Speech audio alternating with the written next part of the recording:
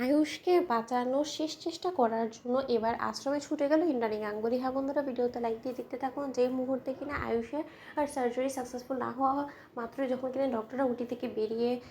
পড়ে এবং ডক্টররা যখন বলতে থাকে যে দেখুন এখানে কোনোভাবেই আপনারা সিমপ্লিট করার চেষ্টা করবেন না, ঠিক সেই মুহূর্তেই পরিবারের সকলে যখন কিনা বলতে থাকে যে ডক্টর ভাইদের কী অবস্থা বলুন তো, ঠিক সেই মুহূর্তে ইন্দ্রাণী গাঙ্গুলি বলতে থাকে যে বলুন না ডক্টর, আয়ুষের অপারেশন সাকসেসফুল হয়েছে তো। ঠিক সেই মুহূর্তে ডক্টর বলতে থাকে যে দেখুন আমরা আমাদের বেস্ট টিমকে দিয়ে ওনার সার্জারি করানোর চেষ্টা করেছি এবং আমরা আমাদের সর্বোচ্চ দিয়ে চেষ্টা করা সত্ত্বেও সে আমাদের ট্রিটমেন্টে কোনোরকম কোনো সাড়া না দেওয়ার ফলে এই অপারেশনটা কোনোভাবেই সাকসেসফুল আমরা করতে পারিনি এবং পেশেন্টের কন্ডিশন আরও বেশি ক্রিটিক্যাল হয়ে দাঁড়িয়েছে এবং যেহেতু অনেকটা ব্লিডিং হয়ে গিয়েছে তার জন্য ওনার কন্ডিশন আরও বেশি ডেট্রট করে গিয়েছে এবং আপাতত ওনাকে ভেন্টিলেশনে রাখা হচ্ছে এবং আমাদের এখন শেষ উপায় একটি, সেটা হলো একমাত্র যদি ঈশ্বর চায় তাহলে একমাত্র আপনাদের ছেলে আপনাদের কাছে ফিরে আসবে। এর আগে আমরা কোনো কিছু বলতে পারছি না। আগামী 72 ঘন্টা ওনার জন্য যথেষ্ট পরিমাণে ক্রুশিয়াল এবং এই 72 ঘন্টার মধ্যে যদি ওনার কোনো মতে সেন্স না ফিরে তাহলে আমাদের আনফর্চুনেটলি ওনাকে ডেট ডিক্লেয়ার করতে হবে। ঠিক সেই মুহূর্তে এই কথা শোনা মাত্রই যখন কি ইন্দ্রাণী গাঙ্গুলি বলতে থাকে যে না, এই ইন্দ্রাণী গাঙ্গুলি বেঁচে থাকতে আয়ুষ গাঙ্গুলির কিচ্ছু হতে দেবে না। ডক্টর আপনারা কি একটা তুচ্ছ ডক্টর ছাড়া কোনো কিছু না, আপনারা কি, আপনারা তো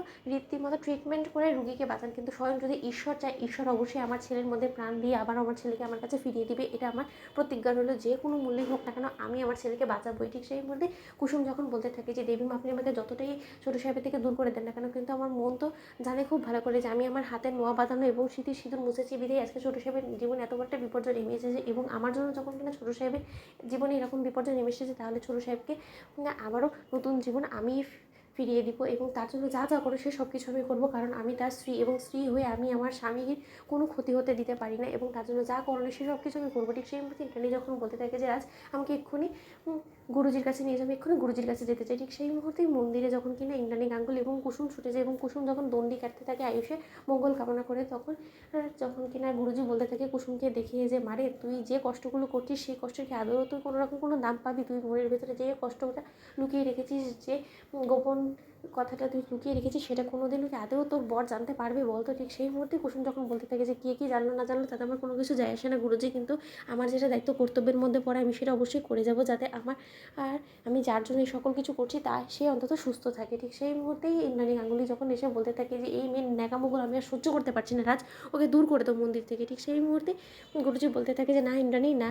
কেউ নিজের ভক্তি দিয়ে শ্রদ্ধা দিয়ে যদি ঈশ্বরের কাছে কোনো কিছু চায় তাহলে সে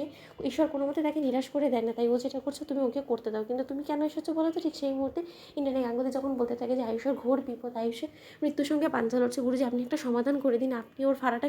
কাটানোর কোনো একটা ব্যবস্থা করুন গুরুজি, সেই সমাধান হিসেবে আমরা আপনার কাছে এসেছি। ঠিক সেই মধ্যে গুরুজি বলতে থাকে যে আয়ুষের রক্ষা কবচ, আয়ুষের জন্য যা করার করছে। তো বন্ধুরা লাইক শেয়ার করে সাবস্ক্রাইব করো।